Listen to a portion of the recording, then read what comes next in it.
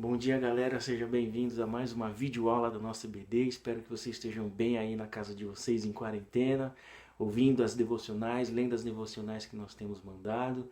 E nós vamos trabalhar a lição 10 da revista com o título Com Deus Não Se Brinca.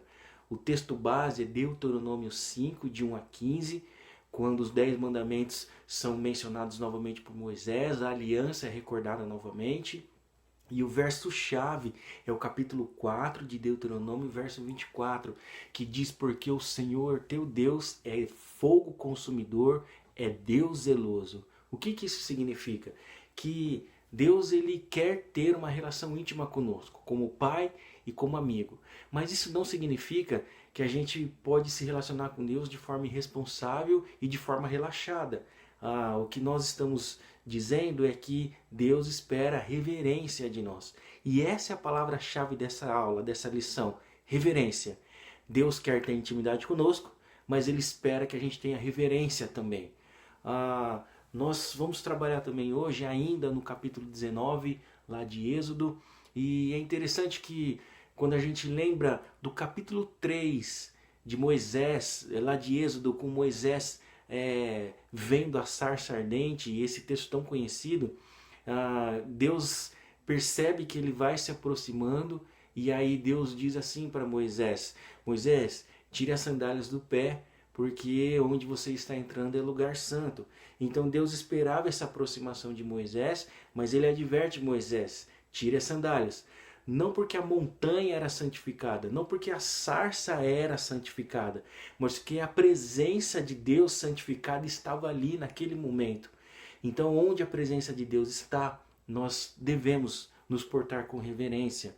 E é interessante lá no capítulo 19 de Êxodo, o diálogo que Deus tem com Moisés antes de pronunciar as leis. Então, por exemplo, lá no verso 4, ele faz Moisés se lembrar, quando ele diz o seguinte: tendes visto o que eu fiz aos egípcios. No verso 10 e 11 do capítulo 19 diz assim: vai ao povo, purifica-o hoje e amanhã, e no terceiro dia o Senhor virá, descerá ao monte. E ainda, ele diz no verso 12 para que todo mundo tomasse cuidado, para não chegar perto e não tocar no monte, porque agora o monte estava santificado pela presença de Deus.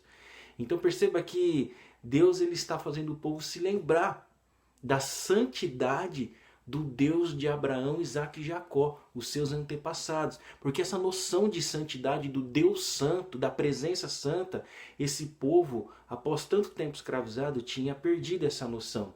E ainda no capítulo 19 de Êxodo, lá no verso 5, ele diz qual é o propósito disso tudo. Porque ele escolhe esse povo para ser propriedade particular dele. E como propriedade particular, ele esperava que esse povo tivesse uma atitude diante dele próprio, da sua presença. Então no verso 5 do capítulo 19 de Êxodo diz o seguinte: agora, se me obedecerem fielmente e guardarem a minha aliança, vocês serão o meu tesouro pessoal dentre todas as nações. Então olha que profundidade, olha a chamada que Deus tá entregando para esse povo, que seria um presente pessoal de Deus. Então Deus espera que esse povo se lembre da santidade dessa presença santa e se porte com reverência. Aí ele vai terminar esse raciocínio no capítulo 20, no verso 2, quando ele de forma muito explícita, ele se identifica para Moisés: eu sou o Senhor teu Deus. Então veja, esse povo, para se comprometer fielmente como Deus espera, se colocar de forma reverente diante dele, Deus espera que esse povo guarde pelo menos 4 características. Se lembre de 4 características que eles precisavam ser fiéis a essas características. E são essas 4 características que nós vamos discutir aqui nessa aula, tá bom?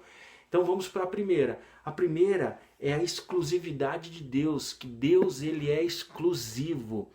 Então nós temos um verso que diz: não terás outros deuses diante de mim. Isso não significa que existiam outros deuses ou que Deus de alguma forma temia outros deuses. Isso não faz sentido, porque não existia outros deuses. O profeta Oséias, ele vai dizer assim que adorar outro Deus é adorar o vento, é adorar a nada, porque não existe outro Deus. Então o que Deus está dizendo é que ele seja exclusivo na adoração e na reverência do povo. O povo só poderia entregar adoração e reverência a um só Deus, o Yahvé, o Deus dos seus antepassados, Abraão, Isaque e Jacó. Isso é muito interessante para nós nos nossos dias, porque muitas coisas tomam o lugar de Deus na nossa vida. Muitas coisas tomam a forma de prioridades na nossa vida, quando Deus deveria ser a prioridade. Então tudo que nós colocamos no lugar de Deus, tudo que ganha o espaço de Deus nas nossas vidas, isso se caracteriza de alguma forma a idolatria. E a idolatria é não permitir que Deus seja exclusivo na nossa vida. Então, para nos relacionarmos com reverência e santidade diante de Deus, Deus precisa ser exclusivo na nossa vida. Para ser exclusivo, precisa ser prioridade. Quantas vezes a gente coloca situações, colocam pessoas, colocam coisas como prioridades no lugar de Deus na nossa vida. Tem pessoas que colocam um carro no lugar de Deus. Tem adolescentes e jovens que colocam namorada como prioridade acima de Deus. E isso de alguma forma é idolatria. É quando Deus não é exclusivo na nossa vida. Entende? Então a gente precisa tomar cuidado. Tem que permitir que Deus esteja sempre como prioridade e exclusividade na nossa vida. Tá bom? Agora no segundo ponto nós vamos falar sobre um Deus incomparável. E é a Gabi que vai compartilhar esse ponto conosco, tá bom? Vai lá, Gabi. Bom dia, pessoal! Oi, pastor! Tudo bom? Tô com saudade de vocês. Bom, então vamos continuar a nossa lição, que o pastor já explicou o primeiro tópico, a lição 10, com Deus não se brinca, e agora eu vou estar explicando o tópico 2 e 3. Lembrando que na aula anterior a gente viu sobre os 10 mandamentos em relação à nossa vida com Deus, né, relacionamento vertical, e o nosso relacionamento horizontal com as pessoas. Então agora, na lição de hoje, nós vamos continuar com o relacionamento vertical com Deus. E aí, em Deuteronômio, capítulo 5, versículos 8 e 9, ele fala sobre essa parte que a gente vai estar estudando, que é a incomparabilidade de Deus. Gente, palavra difícil, né? Mas significa que Deus é incomparável, não tem outro igual, Ele é único. Então, lendo o versículo que eu citei, Deuteronômio 5, 8 e 9, diz assim: Não farás para ti imagem de escultura, nem semelhança alguma do que há em cima no céu, nem embaixo na terra, nem nas águas debaixo da terra.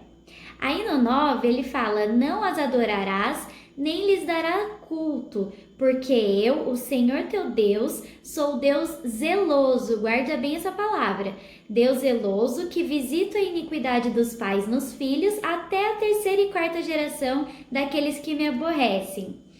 Então, gente, Deus ele pede para que não sejam feitas imagens de ídolos, de esculturas, porque Deus ele é o único que deve ser adorado.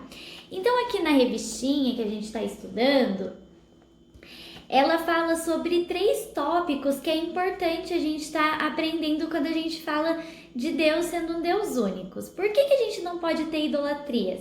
Bom, a primeira parte que ele explica é a revelação de Deus, ela foi sempre por palavras e nunca por formas.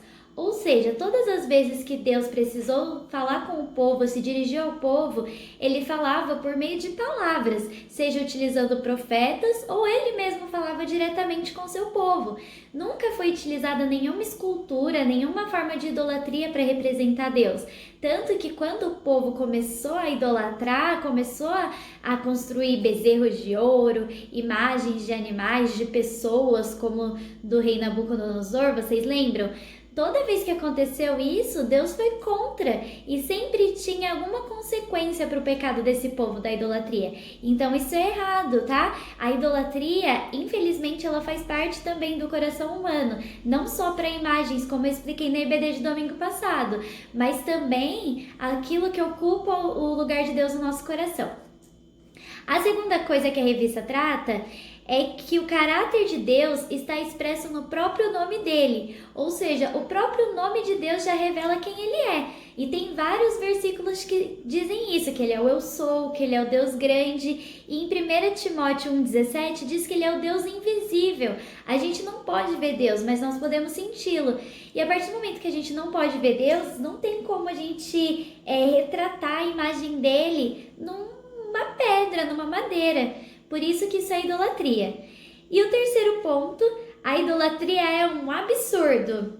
É um desrespeito à inteligência adorar alguma coisa feita por nós mesmos.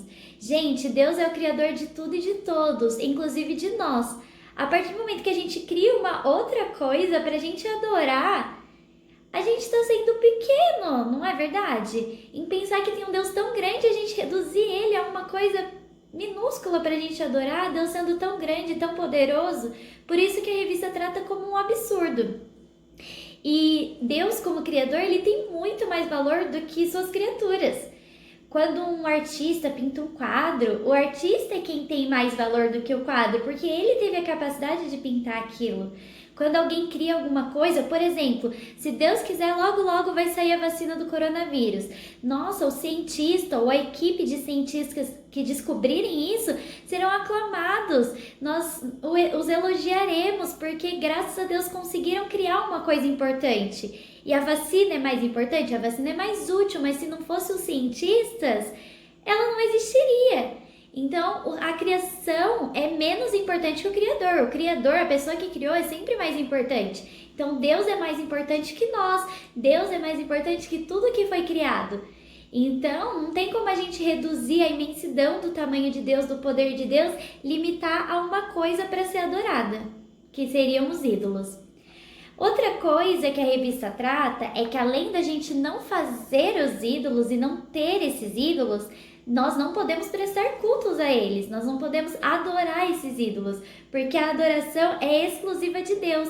E lembra que eu falei na hora que eu estava lendo o versículo de Deuteronômio 5:9, que Deus ele é um Deus zeloso? Por que zeloso?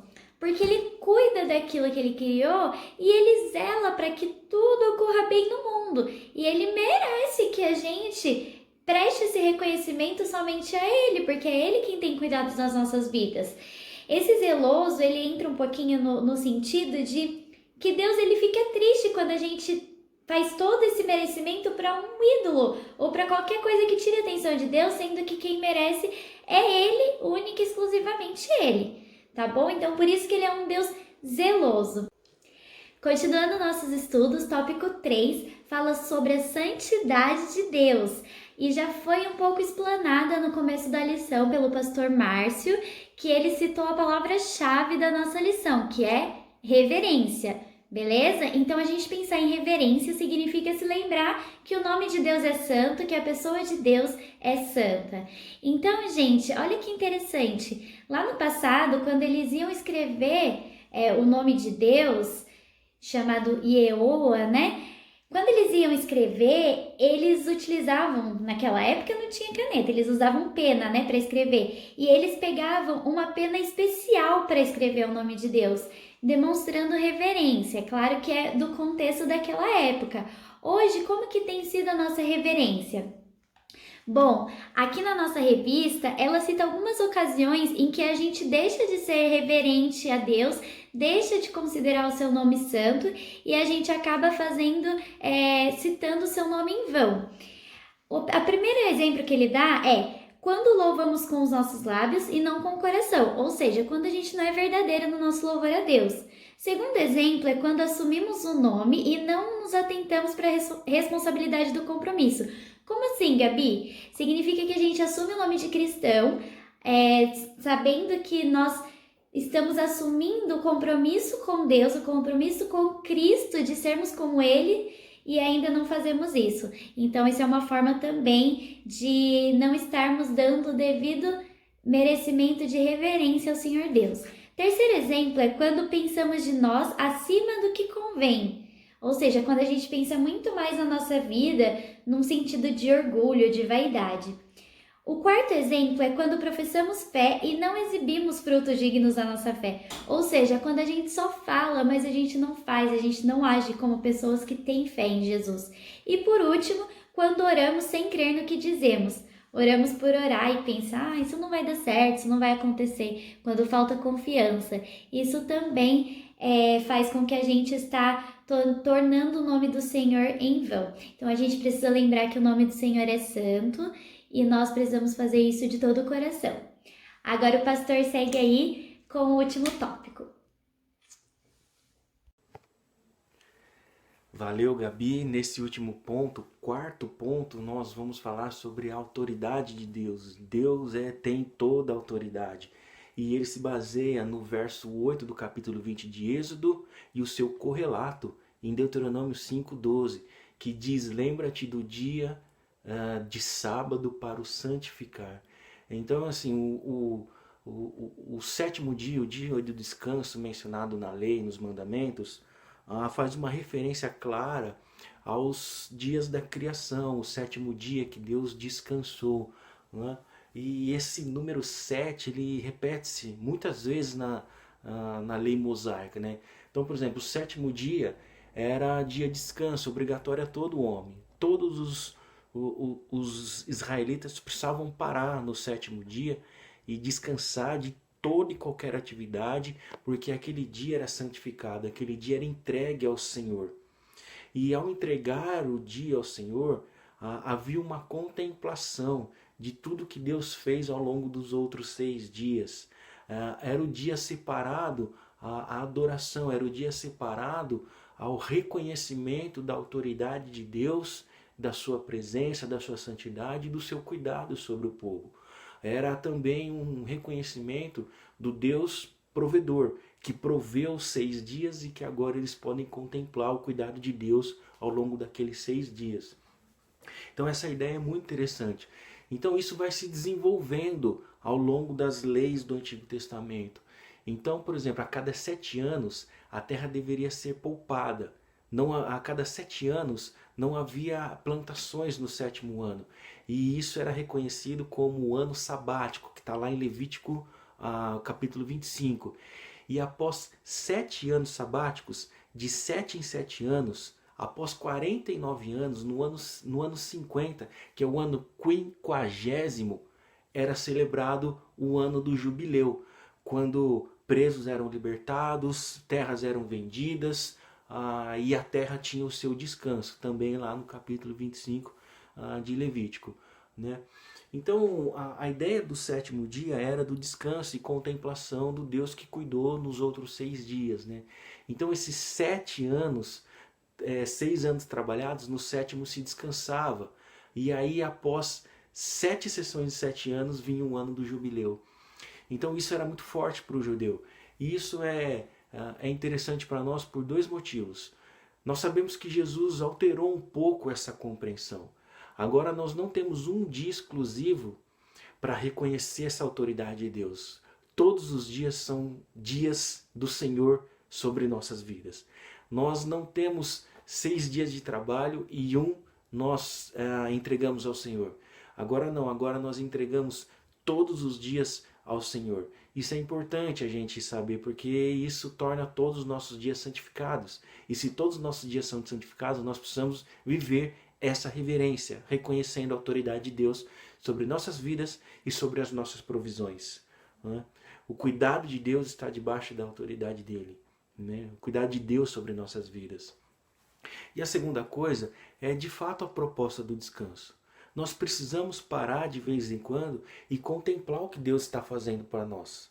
Contemplar os outros 6 dias de trabalho, os outros 6 dias de cuidado do Senhor sobre nossas vidas. E ao contemplar, a gente percebe que realmente Deus tem autoridade e realmente Deus está cuidando de nós.